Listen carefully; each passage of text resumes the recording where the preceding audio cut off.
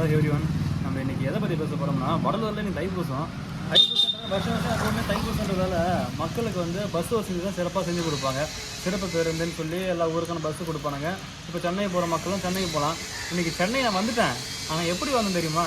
Vadalur bus ஸ்டாப்பில் போய் காலையில் போய் நிற்கிறேன். பஸ் ஸ்டாப்பில் பஸ் வராதுன்ட்டான். திரும்பி எங்கே வருதுன்னா அகர்வால்கிட்ட பஸ் நிற்கும், போங்கன்னா அகர்வால்கிட்ட போனேன். அங்கேயும் பஸ் வராதுன்ட்டான். அப்புறம் எங்கே சொன்னேன் என்ன நகர் பஸ் வரும்ட்டான். என்ன போகிறேன், அங்கேயும் பஸ் வரல. இப்போ சிறப்பு பேருந்து விட்டுருக்கானுங்க.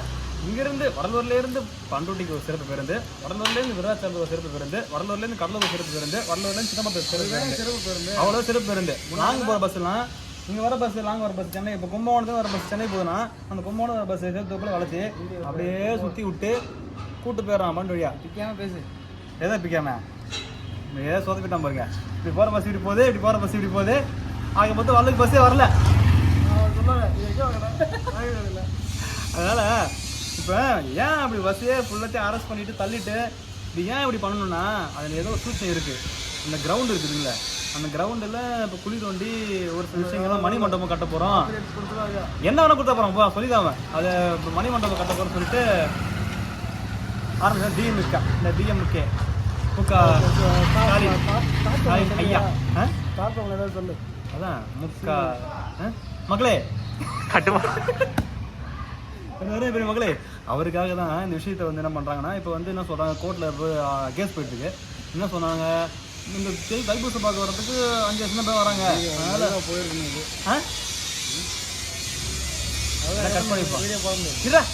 அது மக்கள் கூட்டம் கம்மி பண்ணிட்டோம்னா அந்த கேஸை வந்து நடத்தி திரும்பியும் ரத்து பண்ணிவிட்டு மறுபடியும் தோண்டி அங்கே வந்து மணிமண்டபம் கட்டலாம் அப்படின்னு ஒரு விஷயத்துக்காக கூட்டத்தை எப்படி கம்மி பண்ணணுன்னு பஸ் எல்லாத்தையும் ஓரம் கட்டானுங்க, மக்கள் எல்லாத்தையும் லாக் பண்ணிட்டானுங்க, போலீஸ் எல்லாத்தையும் வர வச்சுட்டானுங்க, கடையை எல்லாத்தையும் தூக்கிட்டானுங்க. ராட்டனம், கப்பல், சர்க்கஸ் ஒன்றுமே இல்லை, ஒரு கடை இல்லை, ஒன்றுமே இல்லை. நேராக வரையா சாமியை பார்க்க ஜோதியை பார்க்குறேன்.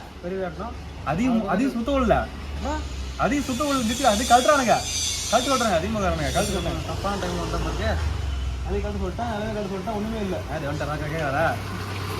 அதான் எங்கள் வேலை செய்கிற 2 பேரில் ஒரு கேட்ச் வீட்டு போட மாட்டேங்கிறான், ஒரு வீடு டாப்பில் போட மாட்டேங்கிறான், எல்லா ஒன்றும் கேள்வி வாங்கிட்டு வரான். ஓனை வந்துட்டாரு, கீழே குடிஞ்சிக்கிட்டான். விட்டுருவாங்களா, மூஞ்சி தெரியாத கருவேப்பிலை பார்த்தாலே தெரியும். அதனால் மக்கள் எல்லாருமே வந்து ப்ரொடெக்ட் பண்ணுங்க. விஷயத்தை வந்து கட்டி கேட்கட்டும். நீங்கள் வந்து இப்போ நீங்கள் கடத்தரை வந்து ஓரம் கட்டிட்டீங்க, ராட்டினத்தை கப்பல் ஓரம் கட்டிட்டீங்கன்னா மக்கள் வந்து வர்றது வந்து ஸ்டாப் பண்ணிப்பாங்க, மக்களுடைய கூட்டத்தை வந்து குறைச்சிப்பாங்க. அதனால் வந்து பல்லாக்குகளுக்கு வந்து எதை வேணால் கட்டிக்கலாம் அப்படின்னு ஒரு எண்ணத்தை ஃபஸ்ட்டு மாற்றிக்கோங்க. கோயில் எப்படி இருந்ததோ அப்படியே இருக்கட்டும், அதுதான் மக்கள் விரும்புகிறாங்க. நீங்கள் புதுசாக அதை மாற்றாதீங்க. எதையும் மாற்றி யாருக்கும் வர போகிறது கிடையாது. இருக்கிறத அப்படியே எடுத்து வைங்க, இருக்கிற இடத்த விட்டு வைங்க, எல்லாத்தையும் காலி பண்ணுறாங்க. ஒரு 2 நிமிஷத்துக்கு மேலே யாரும் பார்க்க மாட்டாங்க. பரவாயில்ல போதும். அதாவது எதையுமே மாற்றாதீங்க, இருக்கிறது இருந்தபடி இருக்கட்டும்.